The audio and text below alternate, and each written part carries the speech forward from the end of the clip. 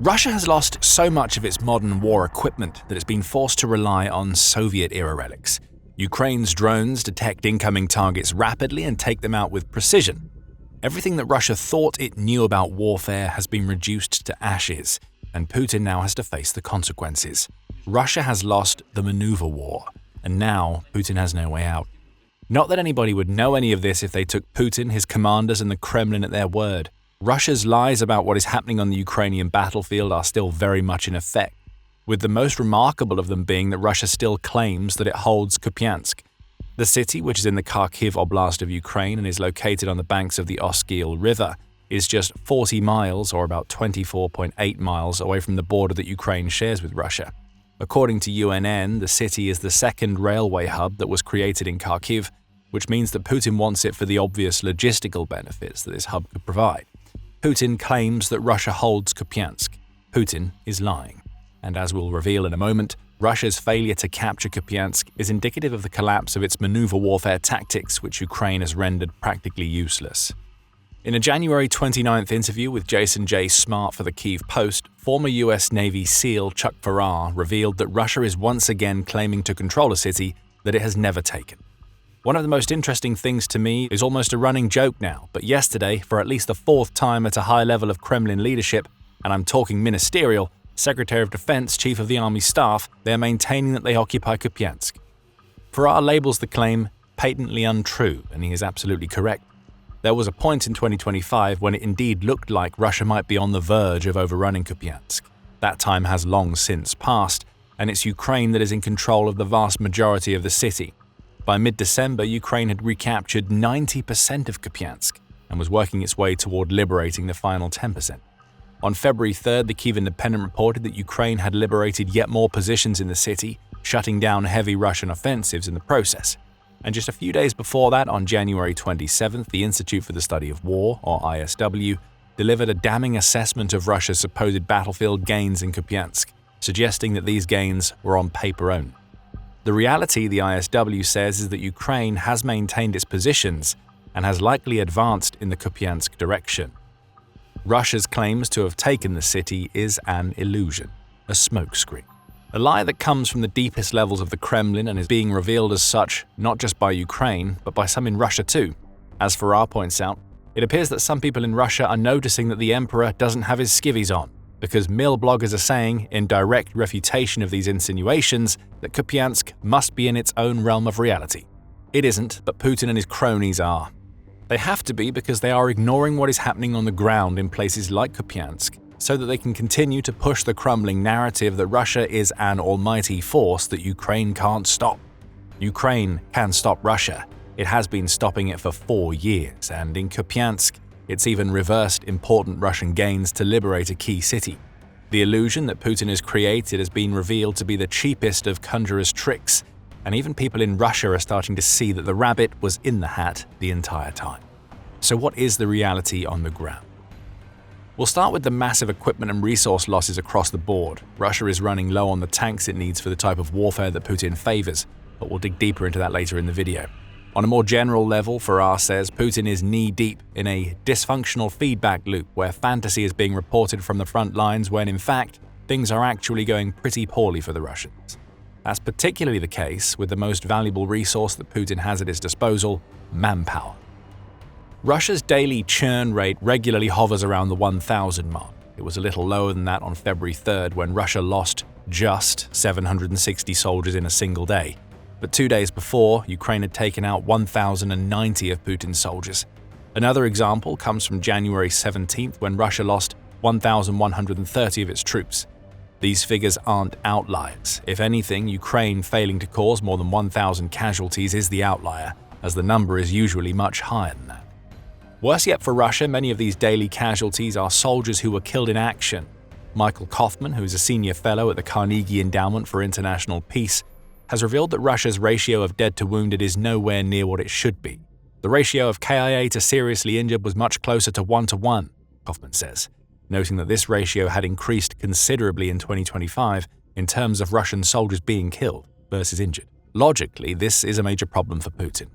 Injured soldiers can often be returned to the battlefield once they recover. A dead one has to be replaced.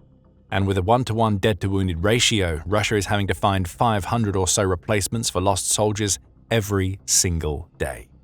In total, Ukraine's Ministry of Finance says that Russia has lost over 1.24 million of its soldiers to death, injury, capture, or imprisonment. While the 1-to-1 ratio only applies to the most recent Russian casualties, that doesn't change the reality that Russia's military is burning right through a precious resource that is absolutely essential to winning a maneuver war. That would be bad enough. But as Smart notes, the Russians are running not just out of men, but also of equipment. Farrar continues, adding, "After building up a stockpile, a strategic reserve of armor, infantry fighting vehicles, tanks, artillery pieces, Russia only has 2,000 tanks left in reserve." Farrar claims that Russia started the war with 40,000 tanks, which would suggest that Ukraine has destroyed 38,000. Not even Ukraine itself claims the number to be that high, as its Ministry of Finance says that about 11,600 tanks have been destroyed. But quibbling about specific numbers aside, the main point that Farrar is making is that Russia isn't delivering new tanks to its soldiers. Russia will claim that the tanks it's sending are new. However, what it's really sending, and insidiously claiming to be new tanks, are often Soviet-era piles of junk that have been restored as best as possible using the scraps left behind by a rotting stockpile of older tanks that aren't fit for service. Russia's tank business certainly isn't booming, as Forbes revealed in a February 3rd article. The outlet points out that UVZ, which is a state-owned defense manufacturer, is the only company that is capable of producing actual new tanks, which are the T-90Ms that Putin has claimed to be the best battle tank in the world. However, production isn't anywhere near as high as Russia claims, and even if it were, it still wouldn't be high enough to cover the massive losses in Ukraine. The official claim is that Russia produces 250 new T-90s annually. Even with some quick maths, that tells us that 11,600 destroyed tanks in 4 years amounts to 2,900 annual losses. So new tanks makes up less than a tenth of what Russia is sending to the front lines, and that's assuming that 250 T-90s per year is accurate. The true figure may be less than 200 or even 100, Forbes suggests, which means that Farrar's claim adds up. If Russia is replenishing the tanks that it's losing in Ukraine, it's got to be getting those tanks from somewhere other than the lines that produce a couple of hundred tanks annually. They're being pulled from Soviet-era stockpiles. And Farrar reveals that this is bad news for Russia's war.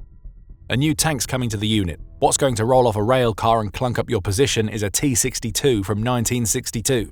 And I don't have to tell anybody that the metallurgy is not up to modern standards, Farrar says, adding, "There are no sensors, right? It has optical sights. These things are only marginally better than the tanks that Russia was using in World War II." In a few minutes, we'll explain why this massive tank shortfall is having such a major impact on Russia's maneuver war. But before we do, let's head to the Donbas. This region of eastern Ukraine is where much of the heaviest fighting is happening.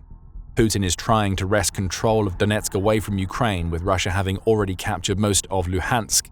And yet Russia's forces have spent well over a year mired in a battle for the city of Pokrovsk, which sits just ahead of the terrifying fortress belt of cities that are so loaded with defenses that the bloodbath seen in Pokrovsk will be nothing compared to what's waiting for Russia's forces after.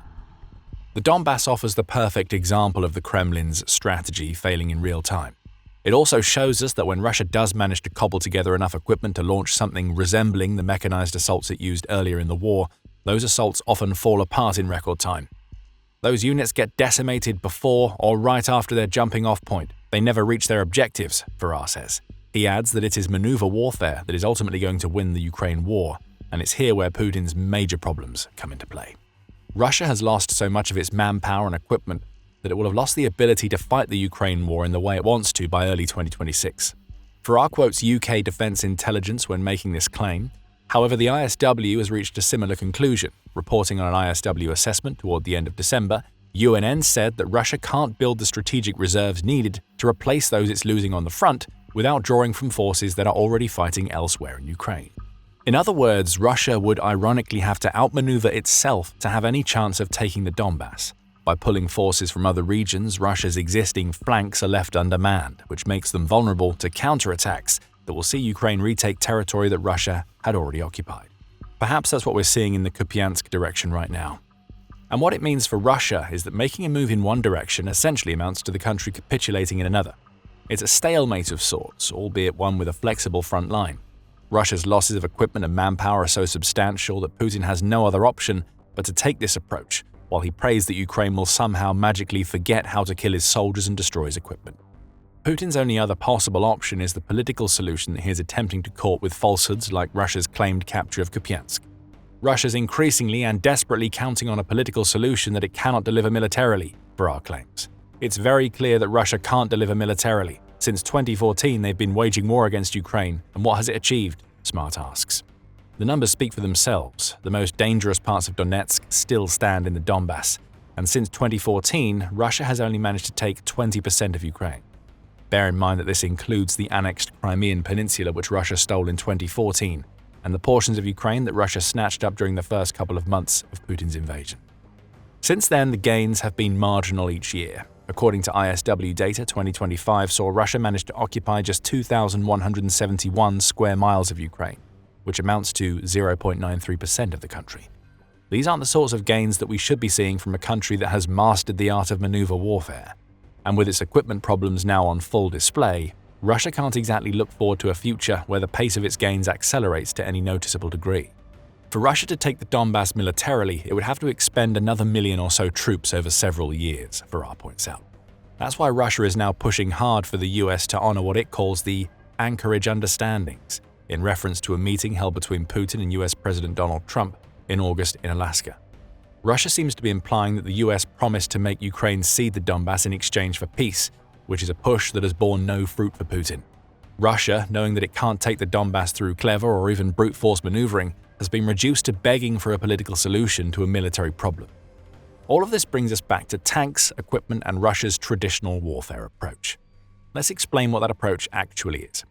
For Russia, that approach starts with rapid movement and is supposed to end with the breaking of the opponent through attritional warfare. The Defense Horizon Journal outlines what the Kremlin wanted to do and, for a while, managed to do in the Ukraine war. Russia started the war with a flash invasion, during which it sent mechanized columns throughout Ukraine to capture as much territory as possible.